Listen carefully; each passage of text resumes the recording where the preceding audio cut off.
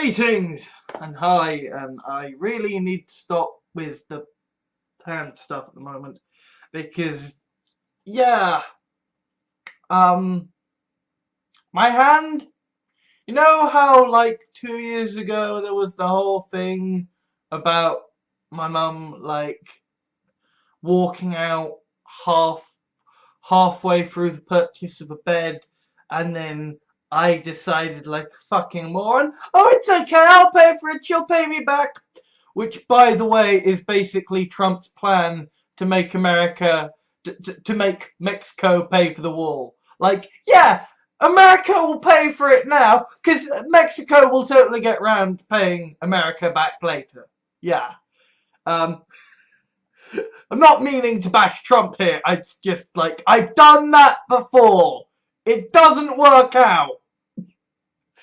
But anyway, the point is, the moment immediately after I made that fucking stupid decision to, pay for that fucking bed, which broke and I'm now sleeping on a mattress on the floor. Immediately after that decision, I tripped, fell, and basically fractured my wrist. And, like, just the last couple of days, it's like my hand has suddenly erupted in agony as just like, hey, remember when you fractured your wrist? It's not really nice at the moment. Like I could basically the index finger, the middle finger, and the thumb, they're fine. These are not good. Not good. So it's like I've suddenly become rather left-handed because it's like I can use the sort of lesser fingers of my left hand. So it's like, yes, extra dexterity in my left hand and less pain in my left hand. Well, by which I mean no pain. You know how I said I don't care about politics anymore? I am all about the passion and the romance, and I might have underestimated how much I still care about politics. Because whilst it is true that, today has been a day of, well, it's been a better day, but it did begin in kind of just headaches and an awful pain of just like, I have growth hormone deficiency, so just I wake up tired and my bones ache and my head aches, and like I'm trying to give up Diet Coke. Emphasis on the trying. So I basically woke up and it was like, fuck! So it didn't really get much stuff done. But I did realise that even then, kind of zonked out as ill and not thinking straight as I was, I timed myself as I tried to do just 30 minutes of applying for jobs, and all I did was basically check my CV, check the jobs that were applied, that were sent to me through my email. Right, that took basically about 45 minutes. Just doing that. And I didn't even do a proper scan through of all the listings. So maybe actually the universal credit thing is not quite as terrifyingly difficult in terms of getting 20 hours of the week as I dreaded. Maybe not. So that's something. I mean, obviously, universal credit is like, the trash compactor in Star Wars. The walls keep closing in. But it's a lot more possible, a lot more doable than it seemed to be. But I did do some writing, and yes, I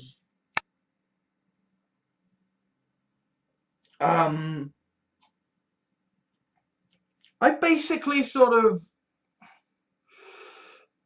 had a chance to write, you know, a kind of vision of a post-scarcity utopia, and I'm evil.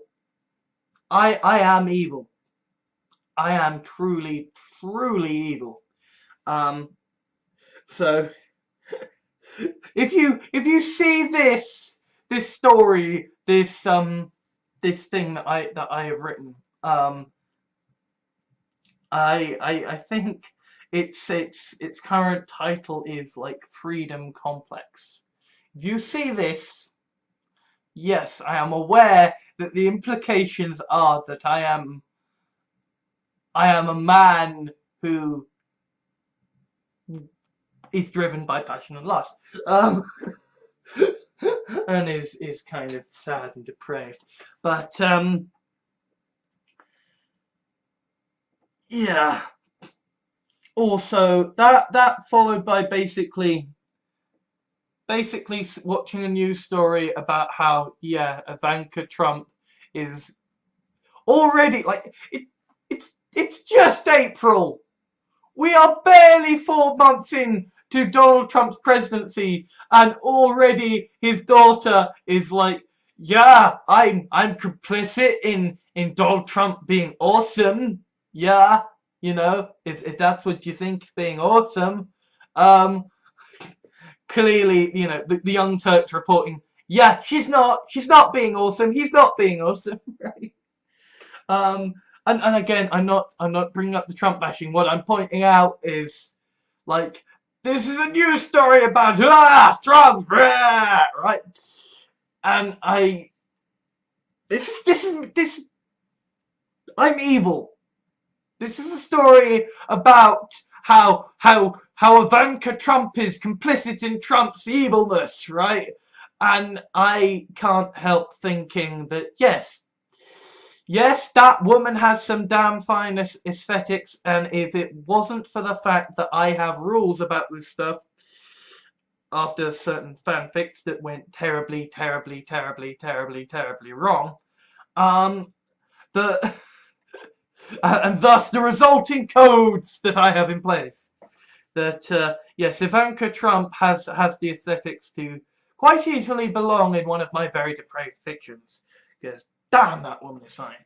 So, you know, yes, you know, I'm still driven by, you know, passion and love for life, and, well, not love for life, but, you know, love the things and stuff. And I did have a good day. I mean, okay, it was, you know, headachy and achy and tiring and stuff, but I did, you know, I watched Jonathan Craik, and I had a nice lunch, and then I went out, and I walked into Woking, you know, had a bit of a nice exploration. It was a lovely day. It's a lovely day. Woking has been lovely. Isn't global warming horrible? But yeah, the whole underestimating politics thing.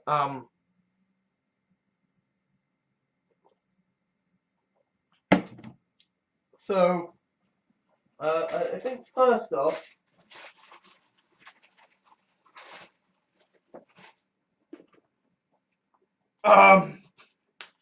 the Edinburgh Business School, Heriot-Watt University,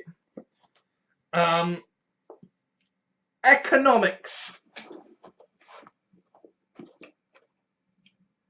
I suppose this is kind of like an unboxing of books, but yes.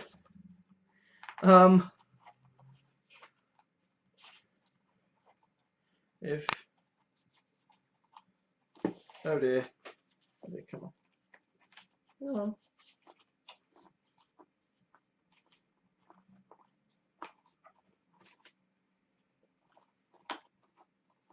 There we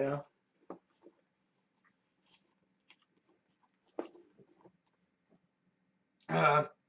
Yes. Yes, economics by Professor Keith G. Lumsden, blah blah blah, FRSE.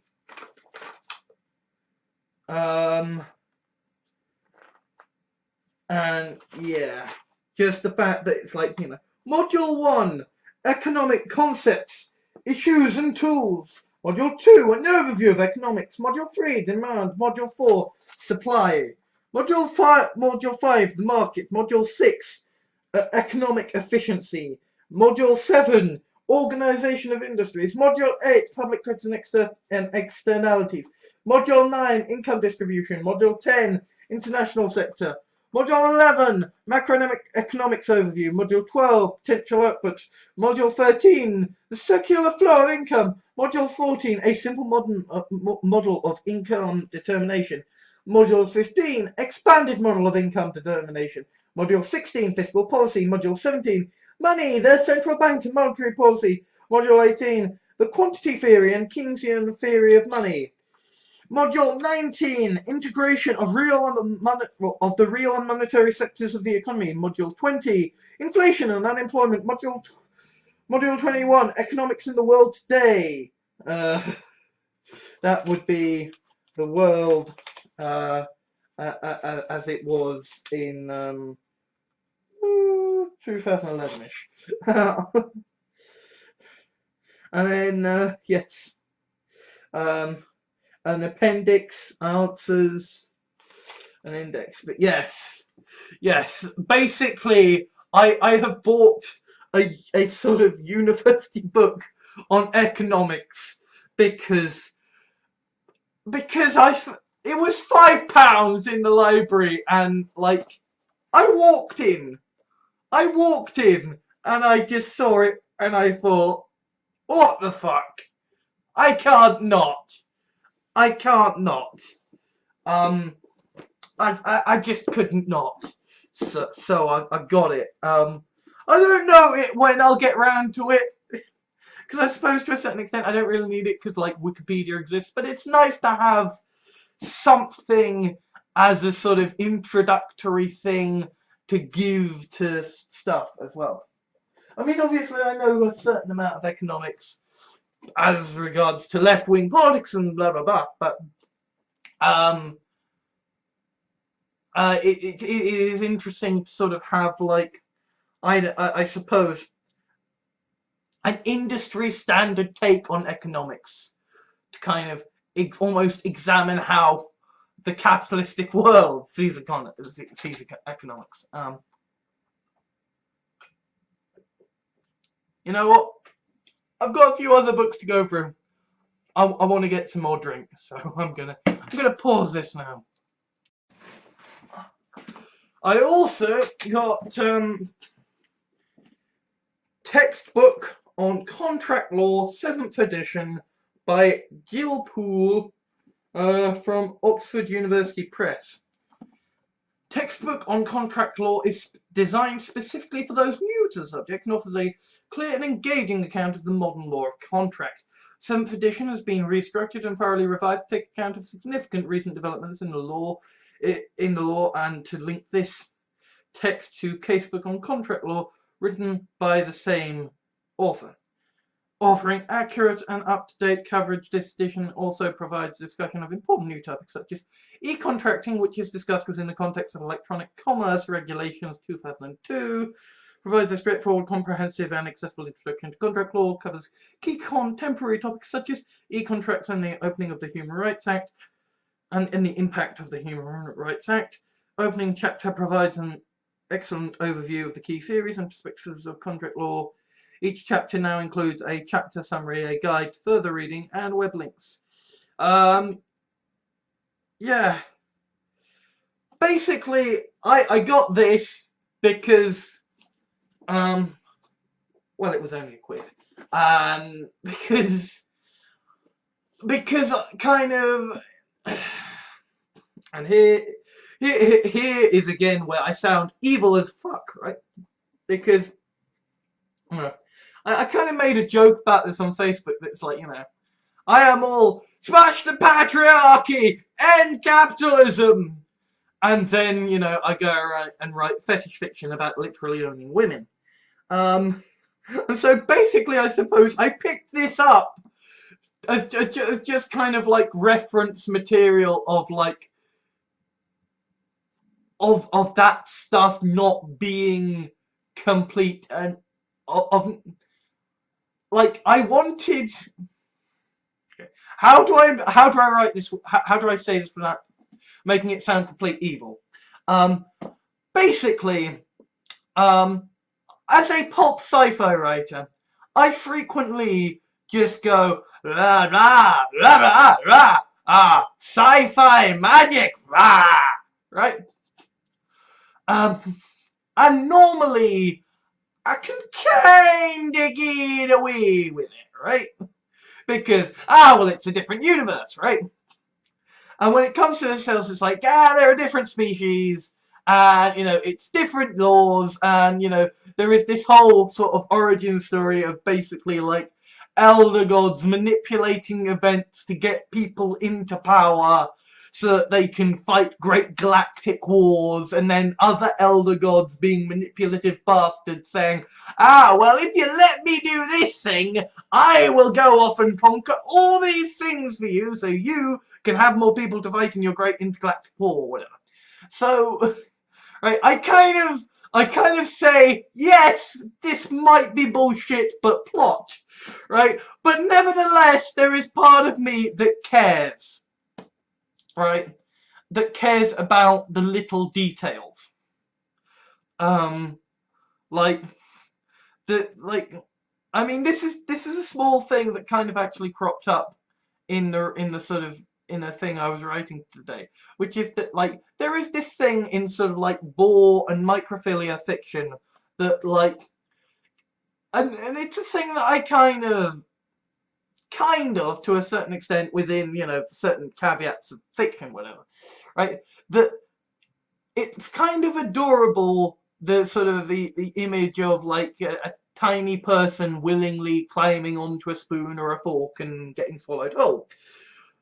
The thing is, however, I have had enough hairs in my mouth to kind of to know that is neither erotic or tasty.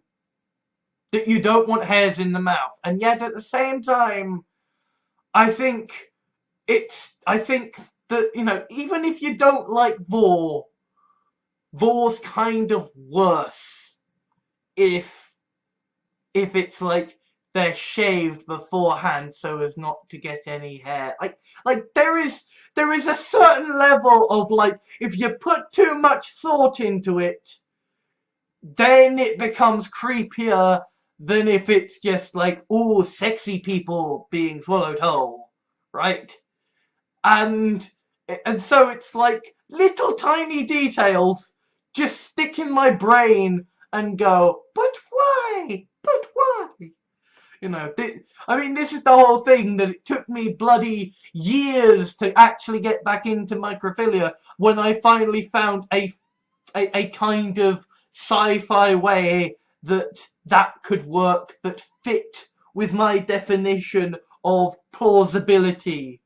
Right? I care about this stuff when it comes to fetish fiction, and so, like, I suppose I picked this up thinking, like, if I'm gonna have contracts in my fiction about owning pet women, I kind of don't want to sound like a complete and total dumbass, right? Like, there is only so long that you can go, well, different universe, right?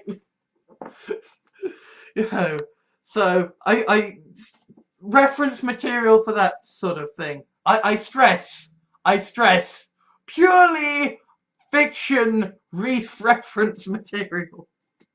I mean, apart from anything else, that would be the stupidest thing in the world. Yes, I will disguise to the world that I am doing something obviously illegal by trying to make it legal by reading up on contract. No, that doesn't work. I just write fiction. Terrible fiction that might be a bit evil, but fiction nonetheless. I just picked it up because I kind of thought it was cool also.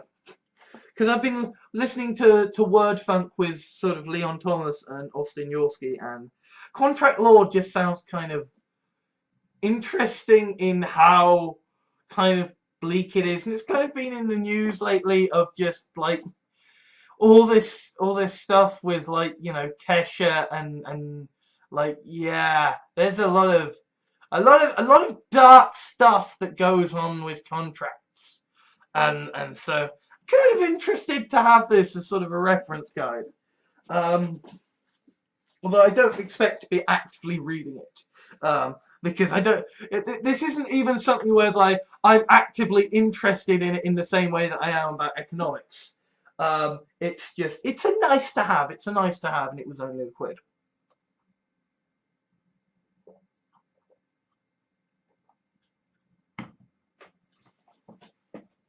And then we come to the big haul, and the most expensive part.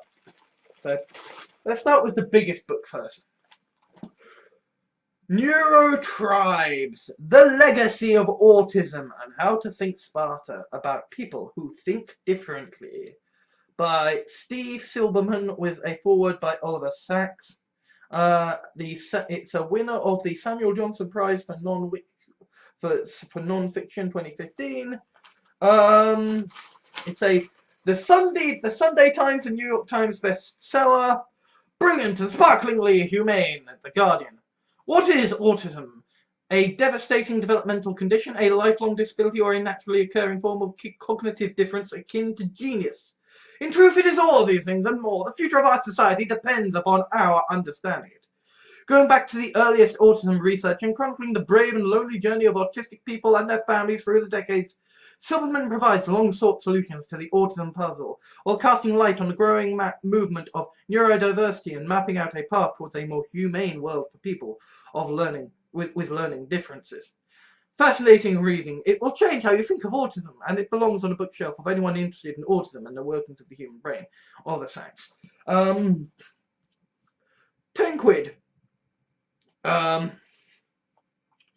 Just want to check quite how long this actually is, because it looks a very, very thick book. No, you're 526 pages! I think I'm going to leave this to last.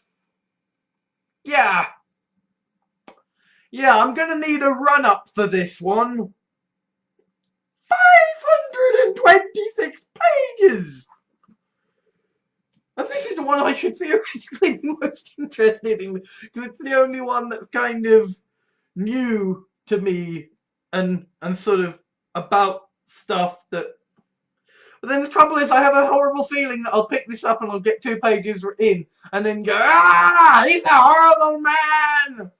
Because, you know, it's sort of like any time you are the subject of something, particularly because I'm a white man, right? And I'm a white man who's bisexual, so for the longest time I thought I was straight, right? Right? You as a white man who can pass for straight, for the longest time I'm not used to kind of being studied in the third person and having people go, this is what all these people are like, right? You know, I know that all these, you know, all of these, you know, these women and black people and people from different countries and cultures and religions, right? They're used to having society at large saying, yes, these people are like this. Yes, right? I mean, even Jonathan Creek has done a couple of episodes in a row now, where one was, ooh, isn't it funny when you don't know the gender of a person, ooh, and the other was, isn't it funny, Jewish people and their culture, and it's, I mean, don't get me wrong, it wasn't like evil, and you know, and malicious, and like, it wasn't, you know, PewDiePie sort of thinking, I tell you what will be funny will be if I do a joke about how translations are shite that advocates a Jewish Holocaust. Right? You know, it's not that bad, but it is kind of like, yeah, you're laughing at people who are different. That's not cool. And so I, as someone who is not used to being othered, I kind of react in a sort of angry rage of I'll punch you fuckers whenever anybody others me. And I kind of, whenever I hear sort of women and black people complaining about how white people are horrible to them, I feel this bizarre sort of sense of outrage of, well, why do you put up with it? Why don't you just beat everyone to a fucking pulp and say, oi, listen to me, I deserve to be listened to, right? Because I'm so used to being, the normal demographic and not being othered that when I am, it's kind of like, hey, you dare do that to me? I'm a white straight man. How dare you? Just like, okay, no, hang on. I'm a white bisexual man who has actually had a boyfriend, and like, yeah, I've also got Kalman syndrome, so, I'm not trans, and I don't know what issues trans people are going through, but cis people do hate me because I've got tits and I need testosterone injections, and, we've got a president who was elected after bragging in a presidential debate about how big his penis was. So, I'm not fucking alpha male material here, but even so, I still find myself going, ah! How dare you other me? I'm one of the normies! I'm really fucking not. But still, I'll get round to this eventually, maybe. I mean, I am moving, theoretically, so... But maybe. I might just have wasted £10 there, but oh well.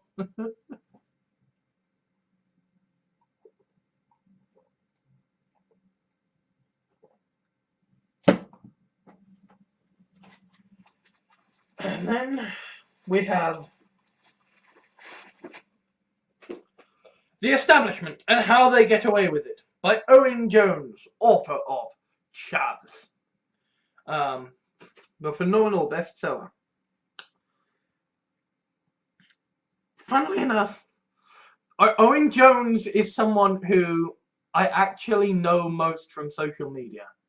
In the sense that, like, I've watched his YouTube videos and I've seen his Twitter streams and I've read his sort of Guardian columns, some of them, and like he strikes me as the kind of person I would like, and that I could be sort of like chummy with and friends with, and that like he could be a pal, but also at the same time he is the sort of person who a little bit of me instinctually kind of wants to punch in the face for being a bit of a twat, because I suppose, I mentioned before in a sort of, in a blog post that kind of, when you're a man, you grow up in this, well, when you're a boy, you grow up in this sort of, almost like buck competition of everybody fighting for dominance, right? And so it's like anyone different is like, yeah, I've got leverage over you, mate. Yeah, I've got leverage over you. And it's almost like Owen Jones. He's like the kind of guy who looks. He's like, the heavy level competition conquer who's, got a massive number of victories, but you think you can take him, right?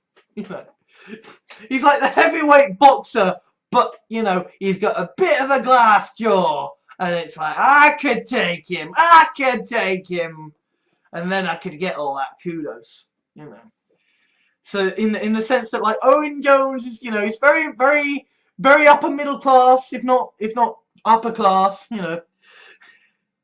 a Prosecco socialist, and he's got one of these accents that's just like, it's so Oxbridge, and yet at the same time there's a little bit of a speech impediment which suggests I could take you. So poor bugger gets, horrible abuse of the internet, obviously. I mean, if I'm saying this shit, then the people who form hate cults around me are presumably, sacrificing, chickens and goats to try and, destroy him. They're like burning effigies of Owen Jones saying, "We will get him," But so yeah. This looks like an interesting book. I mean, certainly this is a book that I've seen enough around in the cultural zeitgeist. I suppose maybe this feels kind of like, if not a Lord of the Rings, then maybe this is a Dragon Riders of Pern or something. An Artemis Fowl or series of unfortunate events. This is one of those books that, like, you've just sort of always known about and you've never quite got into because it was all a bit too hip. And it's like, now, fuck it, yeah, I'll get into it.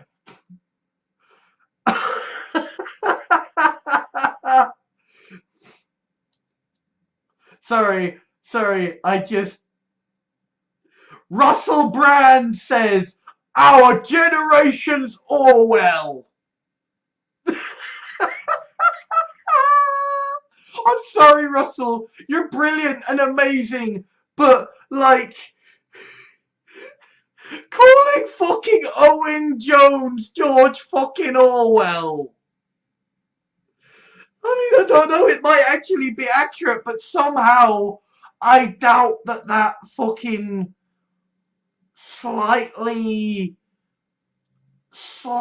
glass-jawed, middle-class Oxbridge guy is quite on the same level as, George, founding stone of dystopian fiction Orwell. And yeah, speaking of, using of fantasy books that are just always around and you've been meaning to get around to, Philip Pullman says, "A dissection of the profoundly and sickeningly corrupt state that is present-day Britain. He's a fine writer, and this is a truly necessary book." Oh, God. Armando Iannucci of In the Thick of It says, "Fantastic, timely, eye-opening." I need to read this and just check.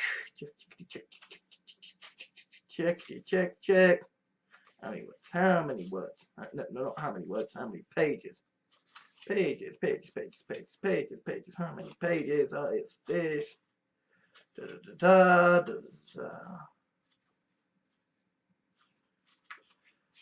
This is 313 pages. Yep, this is a fuck of a lot more doable. Okay, I'll be reading this. Obvious. No, I haven't shown you the best yet because, yeah, I've got a bit of a gag to end this video on, I think.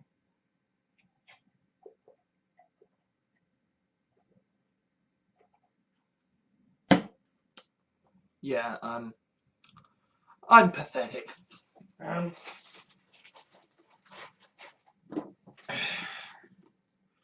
The Rise of the Robots. Business Book of the Year 2015 winner of McKinsey & Company, Technology and the Threat of Mass Unemployment by Martin Ford. The Financial Times says, well-researched and disturbingly persuasive. The Observer says, the elephant in the room of artificial intelligence is mass obsolescence of the human workforce. Ford stares the elephant in the face. New York Times says, about as scary as the title suggests, it's not science fiction, but rather a vision of almost economic Armageddon. If a robot could do your job quicker than you and better than you for no pay, would you still be employed? Well, I'm not employed. But if robots can do YouTube videos about twatting away to people on the internet, then I really am fucked. Today it's travel agents, data analysts and paralegals whose jobs are under threat. Soon it will be doctors, taxi drivers and, ironically, even computer programmers. Without a radical reassessment of our economic and political structures, we risk the implosion of the capitalist economy itself. In a frightening tour of artificial intelligence's rapid advances, technology expert Martin Ford draws on a wealth of economic data from both the US and the UK to outline the terrifying societal implications of the robot's rise. From health and education to finance and technology, his warning is stark. Any job that is now on some level routine is likely to be automated, and we are to see a future of prosperity rather. And if we are to see a future of prosperity rather than catastrophe, we must act now. By One World Publishing. Yeah, you can tell why I wanted this book, right? I almost didn't need to pick up this book because I can tell you now, I already know what this is gonna say. And I already know I'm gonna agree with it. Probably. Unless this turns out to be someone like Robin Hanson, who says, yes, the robots will take our jobs, but then the robots will have a capitalist economy, and their capitalist economy will be amazing. And we'll be fucked, but the robots will have a brilliant capitalist economy. Yeah, I'm...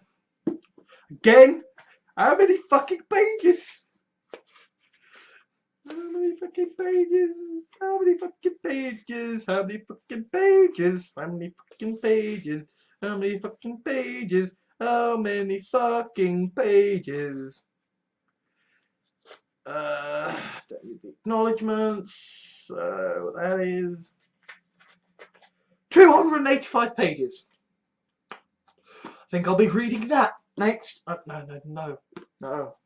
I'll be reading that after the next thing I have to read. But first, I must blow my nose, because there are some things I'm willing to leave in, and there are some things that I will not be willing to subject even you to. So, remember when I went to the library? Well, I decided to pick this up. A Short History of Western Political Thought by W.M. Spellman. Because obviously, right, I've listened to basically all the hardcore histories of Dan Carlin. I've listened to the History of Rome podcast. I listened to basically the entirety of the English Revolution, the American Revolution, and the French Revolution parts of Mike Dunker's Revolutions podcast. And it was Mike Dunker's History of Rome podcast that I listened to. I learned about the Battle of Hastings and like Guy Fawkes and actually school. That was a nice thing to sort of have context for from there. And you know, I obviously, you know, I know about the Second World War from like that and, you know, pop culture, and you know, Dan Carlin has, you know, discussed, you know, things like, you know, the Cold War and you know, the First World War and stuff in hardcore history as well. So that's generally where I get my knowledge from, is like those podcasts, and kind of, you know, I've got a podcast about, you know, no, not podcast. I've got the script for a video called The History of Now, which is kind of telling everything up from like the foundation of Rome to why we then elected Trump, sort of thing, in a sort of very gist sort of, this is what happens with revolutions and holocausts. But basically, listen to those podcasts, though they are amazing. But I saw this, and I kind of thought, I can't not. I can't not. So, A Short History of Western Political Thought by W.M. Spellman. This is what the blurb says. This brief narrative survey of political thought over the past 2 millennia explores key ideas that have shaped Western political traditions. Beginning with the ancient Greeks' classical emphasis on politics as an independent sphere of activity, the book goes on to consider the medieval and early modern Christian views of politics and its central role in providing spiritual leadership. Concluding with a discussion of present-day political thought, W.M. Spellman explores the return of the ancient understanding of political life as a more autonomous sphere and one that doesn't relate to anything beyond the physical world. Setting the work of major and lesser-known political philosophers within its historical context, this book offers a balanced and considered overview of the topic, taking into account the religious values, inherited ideas, and social settings of the writers, assuming no prior knowledge and written in a highly accessible style. A short history of Western political thought is ideal for those seeking to develop an understanding of this fascinating and important subject. W.M. Spellman is Professor of History at the University of North Carolina, Asheville, USA. He is the author of A Concise History of the World Since 1945, European Political Thought, 1600 to 1700, and John Locke, all published by Palgrave Macmillan. He also co-authored The West, A Narrative History. So, in other words, a summer-upper. And, yeah. Here, this I can definitely do. 166 pages and big print. Sorry, spoilers. But yes, big print. Yeah. I'm gonna read this first. But yeah, the gag that I was gonna end on.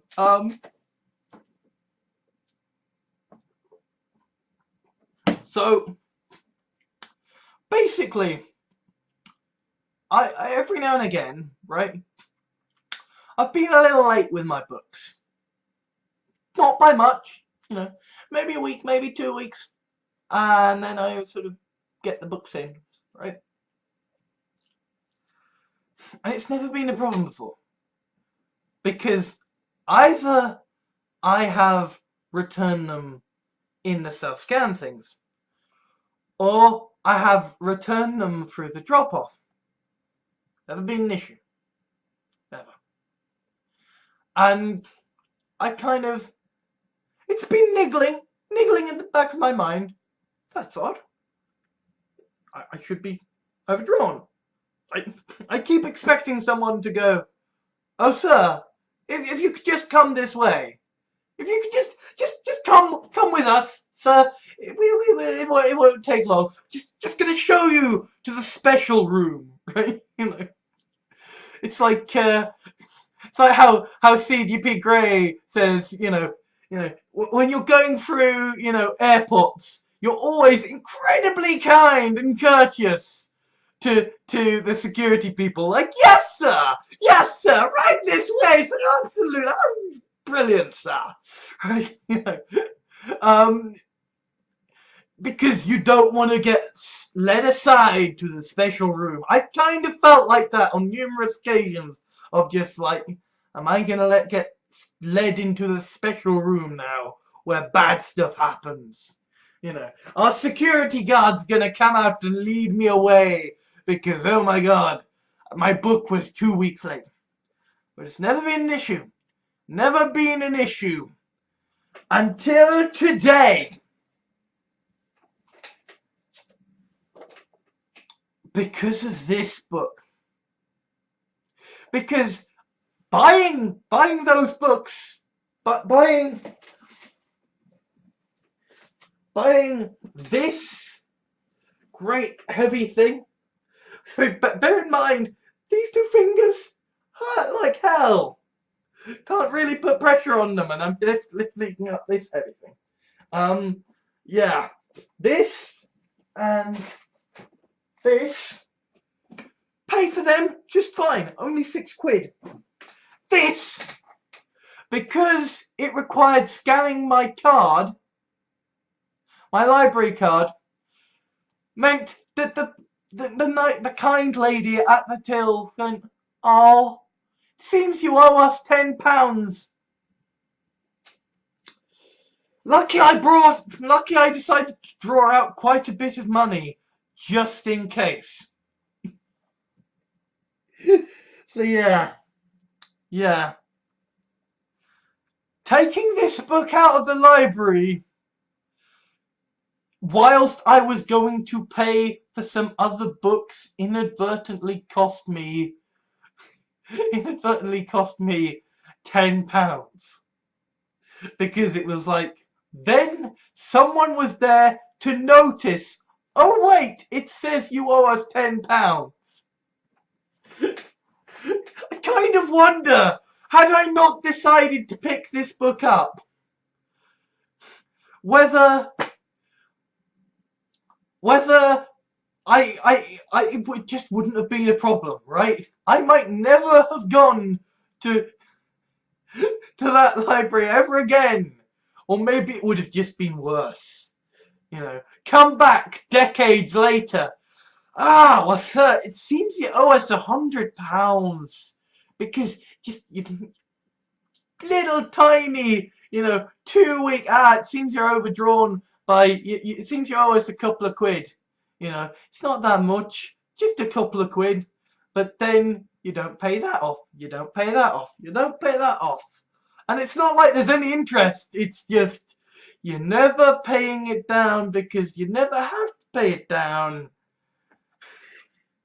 Anyway, I have now paid off my fines to Woking Library, to Surrey County Council for the short couple of weeks or whatever periodically that I've been late in returning books. And I now, thanks to embracing the getting things done philosophy, have got reminders saying, "Return this book by this date, you fool! Return it!" I've actually got 2 reminders. An earlier reminder and then a last ditch, "Return it by then or be damned in fire" reminder. So yeah. The library books cost £10. I think it actually cost like £10.86. But yeah. My poor hand. Anyway, I've had a good day. A good day. And I suspect that's mostly because, well, yeah. I'm supposedly giving up on Diet Coke, but then I realized actually there's a tiny sliver of Diet Coke left and I may just finish it off. I mean, don't get me wrong, there's still bottles and bottles of Diet Coke in the fridge, so it's not like I'm running out, but it is a bit yes, I'm not drinking Diet Coke today, apart from the fact that I basically killed a bottle of Diet Coke today, and also drank a Diet Pepsi in KFC. So yeah. Anyway, I'm gonna watch Jonathan Creek. Today's been good. And yeah, I might be able to do this after all. I mean, I'm tired and I'm in pain and my hand has decided to just be in pain and agony for reasons I don't know. Maybe it just decided, "Hey, great, you're no longer depressed. Let's do the pain again." Reminds me of that thing in World War Z of the reason people started to go mad was that they saw victory in sight, and it's almost like now that I've finally, I suppose, mentally unclenched from the madness, and I see optimism, that now it's like I'm fucked. Now that I see hope, my body's going, "Okay, you're gonna live. Have all the pain in the world. You're gonna be okay. You can take this now. So yeah, that's not good. But I am writing, and I'm writing fun things, and yeah, I'm really quite proud with the short story entitled One Night Only that I just recently published. I mean, it's shite. Actually, no, it's not. It's not one night only. Yes, it's called The Pink Pill now, isn't it? Yes. I changed it to a better title because One Night Only was entirely inaccurate. Uh, but yeah, I'm really quite proud of The Pink Pill, and actually, it is relevant. It is relevant to the grand plot arc, and not in just a I want to keep writing more stories about beautiful women being shrunken. Although I do, because I'm a depraved bastard. Anyway, I'm gonna go. Things are good. I mean, they're not, because capitalism is dying and we're all fucked, and, you know, I'm in pain and agony and reliant on government benefits. So that's fun. But, you know, aside from that, things are good. Um, and yeah, I suppose also, since I've got, you know, six or 8 books to read now, not counting Getting Things Done, the book I am reading at the moment. Although the thing is with Getting Things Done is like, it's a brilliant book, but it's very much a book that every time I read it, I come away going, I must go away and rethink my life. So when you're recovering from, you know, being head fucked, you kind of you need to give it a while between reading chapters, and that's why I kind of bought stuff, because it's like, you know what, I need a book that I can just read for fun. God, I really am disgusting. Just bits flying out of my mouth as I do videos. But suffice to say, I think you might be getting more videos. You might be getting more videos. I mean, there is no rush. No fucking rush. No way are there gonna be any fucking schedules, right? But I might have things to cover, and so there might be videos. And I'm feeling happy, which is kind of a rare thing, but also, like, I've got lemon sorbet in the freezer, and I might eat it. So that'll be lovely. Yeah, and also, this is like the stupidest reason ever to be happy, but it's true. It's like, you know, I've spent so long kind of dealing with people who are, you know, mentally ill and screaming, oh my god, we can't cope! How are we gonna do this? I hate my job! Everything's fucked! What are we gonna do? And like, I've kind of come out the other side of that, and I'm just thinking, you know what? Beautiful women exist. There are so many gorgeous women in the world, and it's like, I feel better just for knowing they exist. You know, even if I do find myself kind of, you know, thinking maybe the reason there are so many beautiful women in the world is that society is kind of cruel in the way that it cultivates women that fit this certain kind of masculine masculine preference for how women should look and behave, and that, you know, there is something kind of evil and despicable about the way that we raise women to be these sex objects.